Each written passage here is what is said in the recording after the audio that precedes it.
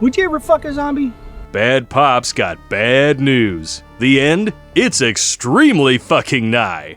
You can't kill something that's already dead. And the only thing standing in between you and a horde of the undead is toxic masculinity. Weh? So hold on to your butts and get set for Red Days. Get your copy on DVD or Blu-ray on Amazon today. A link is in the description, bitches.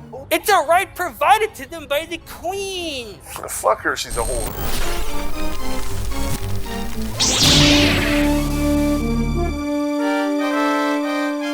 What's up, you lightsaber sperm receptacles? Terrence Popp here, Redonkulous.com. It's not good, Pop. It's not bad, Pop. What kind of force-healing witchery is this? Well, it's formal good, Pop, because I just got back from seeing Cries of Soywoker. Wah. Before I even begin, I know there's some people in the audience that are going to want to take their children to see this movie. And I feel your pain. But despite the fact that my cold black dead heart doesn't give a shit, I have kept you in mind. There will be spoilers, but later on in the episode. And when we get to them, there will be a disclaimer or a trigger warning, you crybabies. With that being said, if it's a piece of information that is in one of the trailers, I don't give a fuck, I'm gonna rip your head off anyway. So if you're one of those guys who avoids trailers like the plague, fill this up with whiskey, pour it back, because you're gonna cry your eyes out.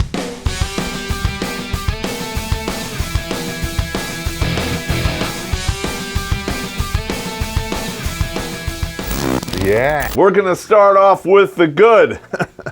Unfortunately, this is gonna be quick. Visually, it looks great, and it sounds great. And you know why? Because it's John Williams, and he knows his shit. The visual effects of this movie are stunning. In fact, there are certain scenes that I wouldn't mind having a poster of and put up on the wall. Even Butthole Eyes, my least favorite character, looks like she's actually there, giving you the creepy vibe as she's staring at you with two gaping assholes. How you doing? Now that you've said that, I can't not see it. I ruined your life, didn't I? Yes. Screen 5. Second point, the cast in this movie actually seem like they're having fun. Something that was sorely missing from The Last Jedi, we finally are getting here. In that movie, we did not see the principal cast of characters together until the end. This time we get banter and comedy, and some of it's actually funny. And 3PO in this dumpster fire of a trilogy actually has something to do. It's not like he's a classic cherished character or anything who got the back burner blows. I made a whole episode about that. Here it is, check it out. This camaraderie leads to its own problems, but it is nice to see. Because, point number 3, it leads to some genuine funny shit. Minor spoiler alert, and this doesn't affect anything major in the plot. Finn, Rey, and Poe infiltrate into a Star Destroyer. But they get intercepted by 2 stormtroopers. Rey, thinking quick, uses the Jedi mind trick. These are not the droids you're looking for. Finn and Poe see her do this, and they look at each other and go, holy shit, could she do that to us? That was funny. Can you imagine being a Jedi with no standards? You know, hey, show me your tits. Boom. Still worth it. Another scene that we liked in the movie, which was a blatant nostalgia bomb. Chewbacca is playing holographic chess with Finn and Poe. They accuse Chewie of cheating, and he goes, which means I have to take a piss, don't turn the game off. They look at each other and they go, is he cheating? Of course he's cheating. Fuck it, turn the game off. There was enough jokes and funny banter to make me not want to totally murder the entire movie. And that leads us to number 4. It was nice to see Lando Calrissian again, let's all just admit it. He is living proof that the fans who hate these movies are not racist. You're fucking a white male! And they're not pansexual, so... Fuck you, and the girl behind you, because that's what pansexuals do. And that is why they're a petri dish of disease, Screen 5. And that leads us to the last good thing about this movie, which in reality is also a bad thing. J.J. Abrams used the first one half of this movie trying to unfuck The Last Jedi, while at the same time moving the story along that was put in place by the chicken fucker. Like I said in the last video, imagine trying to write a sequel for Halloween 6. No one with a rational brain thought Luke Skywalker was handled correctly in the last movie. And no matter what he's paid to say, J.J. Abrams doesn't like it either. Now we're gonna get into some spoilers. And if you don't like that, look away and do something else like watch some double penetration porn, you bundle of sticks. You gotta be 75% gay just to participate in that bullshit. And you gotta be 85% gay just to watch it and touch yourself to it. Ugh. Playing swords is bad enough, but doing so inside another human being is just straight up disgusting. Are you sick and tired of gynocentric entertainment that depicts men as incompetent pussies? Go balls deep inside an underworld of evil, lust, and violence with Invictus Rex. A launch pad for a series of thrillers written for the kind of politically incorrect men who love detonating truth bombs in the culture war. Get your copy today on Amazon. A link is in the description. In this movie, Luke Skywalker shows up towards the end as a Force ghost. Wah. At this point, Rey has taken Kylo Ren's TIE fighter and flew back to the planet where she met Luke. And she's burning it with, wood and other things that I can't understand how that works. She wants to do the same thing that Luke did in The Last Jedi, which is basically bury her head in the sand and hide from the galaxy. She takes Luke's lightsaber, hurls it into the fire, and lo and behold, his Force ghost appears and catches it. He tells Rey, you should never throw your weapon away. And then she looks at him and says, well, you did it. And then Luke looks at her and says, I was wrong. When I saw that scene, I kind of wanted to applaud because J.J. Abrams is admitting that they fucked up the other movie. But in the process, he opens up a plot hole bigger than my ex-wife's snot pocket, Screen 5. In the last movie, Yoda, as a Force ghost, was actually able to impact the physical world. Because Yoda was so goddamn powerful, we all thought, well, maybe he could do that. But again, Luke shows up, he catches a lightsaber in the physical world. I'm sure the people out there who haven't seen the movie are going, Pop, that's really not a big deal. Well, I'm not done yet. After that, Luke raises his own X-Wing fighter out of the water so Rey can fly away in it. Because that's gonna work after a decade underwater. Suck my Force dick.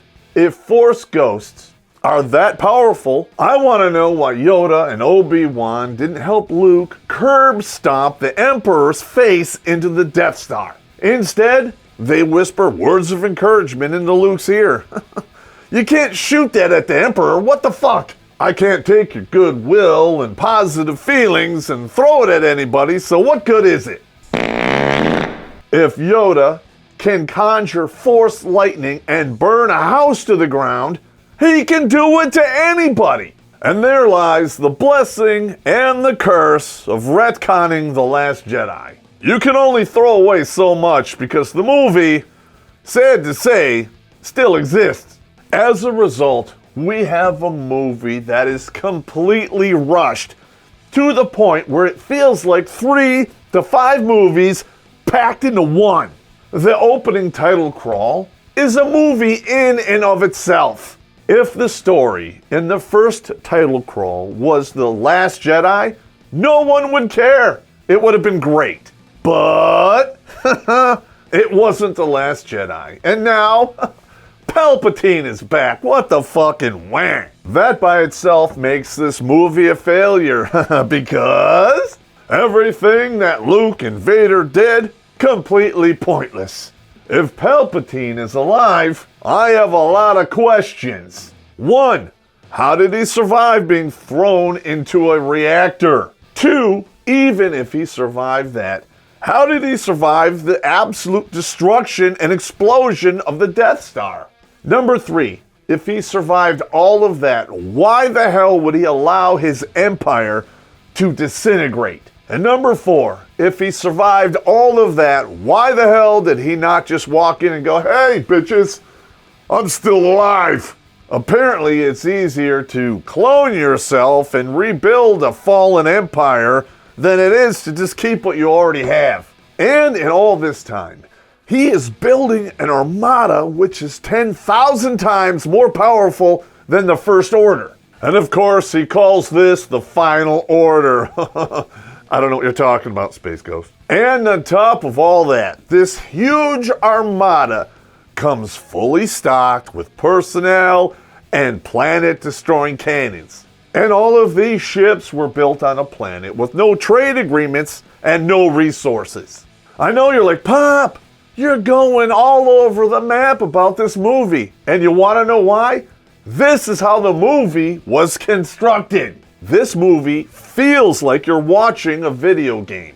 It feels very disjointed. In fact, you get the impression it's a bunch of different ideals smashed together. You gotta get the thing. And in order to get the thing, you gotta go to this planet. Okay, fine. Well, inexplicably, the bad guys show up and they're gonna try to keep you from getting the thing. But you get the thing anyway, and you fight them off, but that thing isn't really the thing. It's a thing that points you to another thing, so you gotta hyperspace over to this planet so you can get the real thing, and then the bad guys inexplicably show up at that planet to try to keep you from getting the thing, but you get the thing anyway while you're fighting them off, and then you take that and then you go away, but the real thing isn't the thing anyway, so you gotta get another thing, and then the bad guys show up there inexplicably about 5 minutes later while you're trying to get the other thing, and then you get that thing, and then that thing points you to another thing, and then you gotta go to get that fucking thing, and then the bad guys come and try to keep you from getting that thing. What the fuck? This is not a movie with a script and a plot line. It's a video game with checkpoints. This whole movie goes so fast. The director is hoping, no, praying, that the audience doesn't realize just how fucking stupid it is. Witness the end of the Skywalker Saga, as Emperor Palpatine turns out to still be alive, and Chewbacca turns out to still be alive, and Kylo Ren turns out to still be alive, and C-3PO experiences the droid equivalent of death, but then turns out to still be alive. In other words, nothing in this movie has lasting consequences whatsoever. It makes it really hard for me to give a damn shit or fuck, and I made a whole episode about it. Here it is, check it out. Even when Princess Leia dies, it is so cheap, I really didn't care. She is an iconic character, and she dies, force Skyping her son across the galaxy. And this all happens when Kylo Ren and Rey are having an epic lightsaber battle on the wreckage of the second Death Star. Never mind the fact that a piece of wreckage this size would have caused a catastrophic ecological event that would have destroyed all life on the Endor moon. Yeah, it would, and I hate the Ewoks anyway, those furry fucking cannibalistic bastards. But this is the actual first and only time Rey gets beaten, and I actually enjoyed that. Kylo has Rey on the ground, ready to finish her off. And then Leia shows up and goes, hey, and he's distracted. Rey grabs his lightsaber and runs him through while his back is turned like a bitch. So honorable. But there are no consequences for anything in this movie because Rey force heals him, despite the fact we have never seen this in any other movie. Apparently, Jedi are so powerful they can transfer their own life force to other beings, saving them from certain death. What the fuck? Even Yoda never did this. Where the hell did it come from? It's just another easy cop-out that these movies seem to be pulling right out of their asses.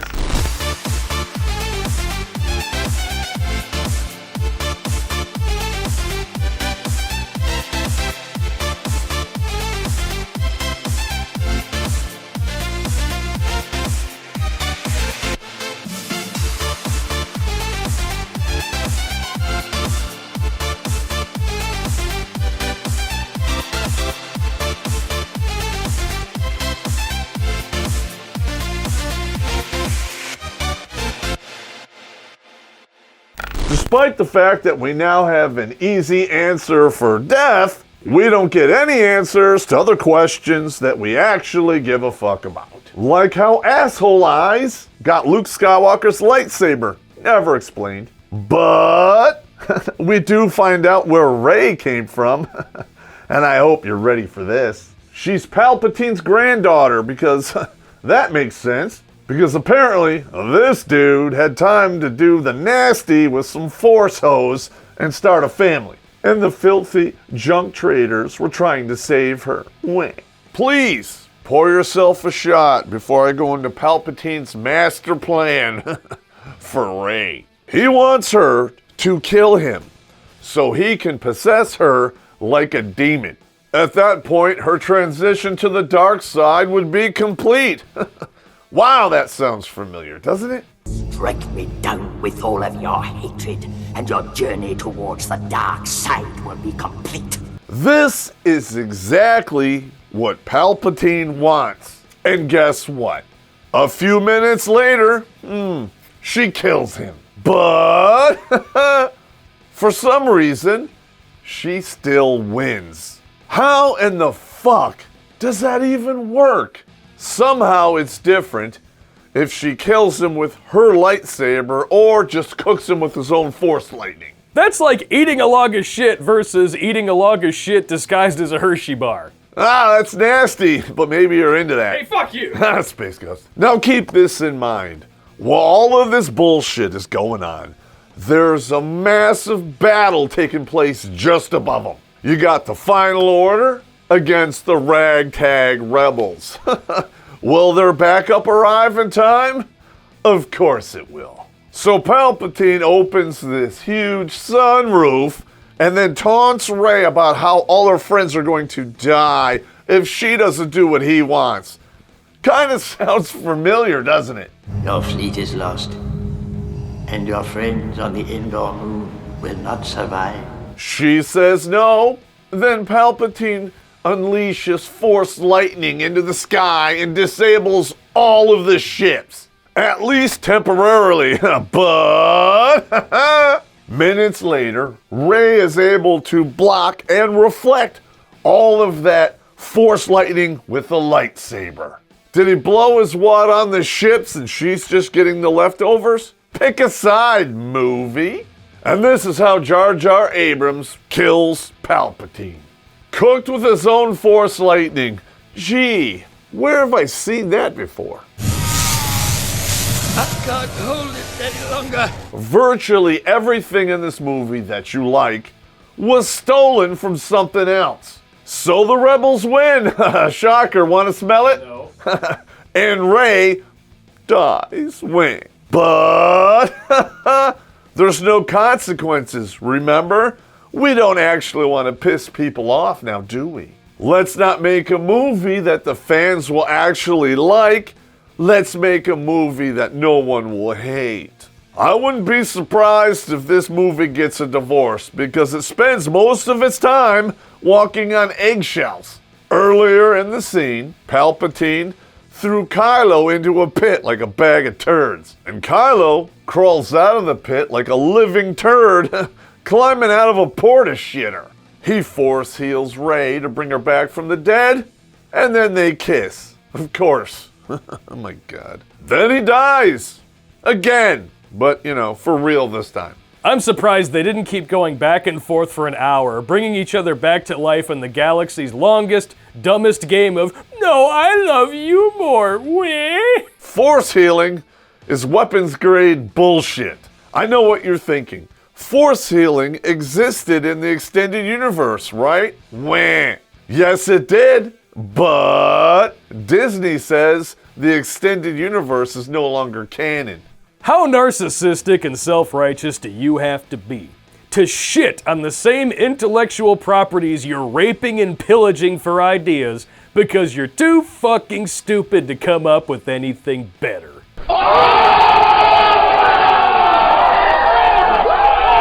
And you want to know why they did that? They want to take credit for the work of better people.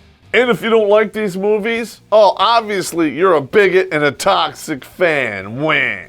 And your concepts of racial and gender equality, concepts, by the way, already championed in the Lucas trilogies and the extended universe, those are out of date. You gotta get with the times because male heroes are the past. The Force is female now. Weh? And when it's all said and done, that is the real message here. Men, they're failures, and they need to have a strong, independent woman in charge so they get things right. Han Solo is now a deadbeat dad who gets killed by the son he failed to raise. Anakin's sacrifice is now pointless because Palpatine survived. And Luke is an utter failure who couldn't keep his nephew from turning to the dark side. So he stuck his head in the sand and allowed fear to rule his life. Gee, I wonder if somebody wise could have warned him about anger, fear, and aggression. Anger, fear, aggression. The dark side are they. Thanks to this new dumpster fire trilogy, none of these men accomplished anything. Wipe them out. All of them. You want to know who finally got the job done? A Palpatine. Take a moment and think about that. She corrects all of Han's wrongs and tames the bad boy. How feminist of you. She finishes the job that Anakin failed to do.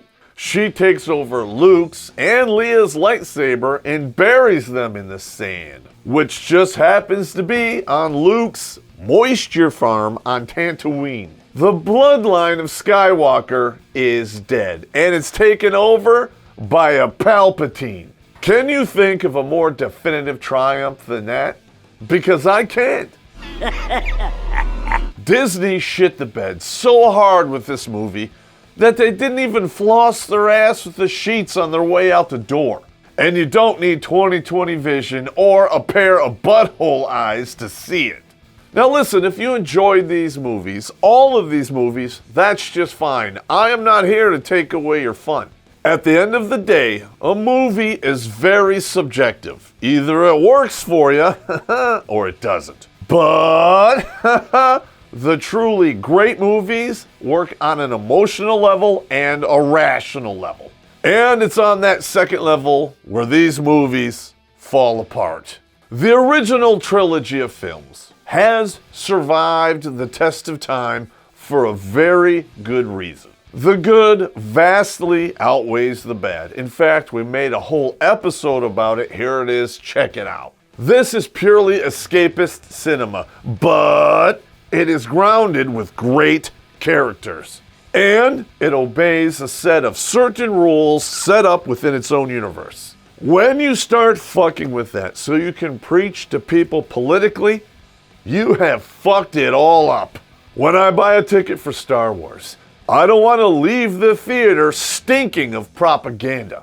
With that being said, the Cries of Soywoker is a lot better than The Last Jedi. When I walked out of this movie, I didn't feel like the people who made it have a grotesque, seething hatred for Star Wars and its fans. When I walked out, I didn't feel like I wanted to kick the shit out of someone, so they have that going. Cheers. Bottom line, this is the best and the worst for the sequel trilogy. And a lot of the bad stuff, I honestly don't blame the director for it.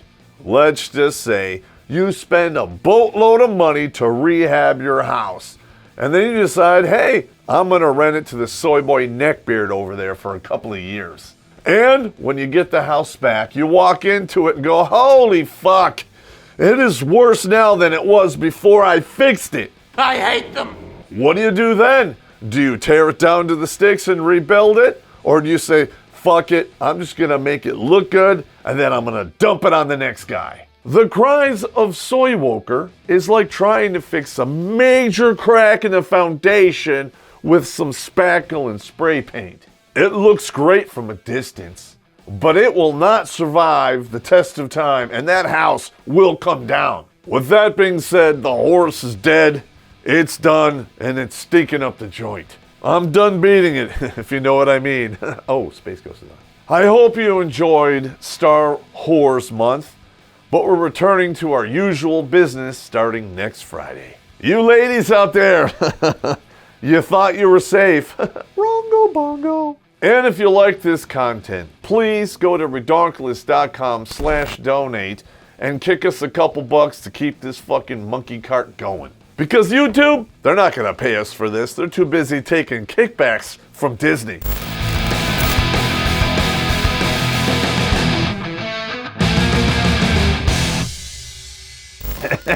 And gentlemen, New Year's Eve is just around the corner, so you know what that means? It's time for your Ranger safety briefing. Don't drink and drive. Don't drink and swim. Don't drink and fuck. Make sure you wear rubber. Take it with you. Don't fight the cops. Never go to the ground. If you have to fight, fight in teams. And while you're at it, pick up a Party and Guardian shirt from patrolbase.net. You follow those rules and get yourself some swag, and 2020 will be a good year.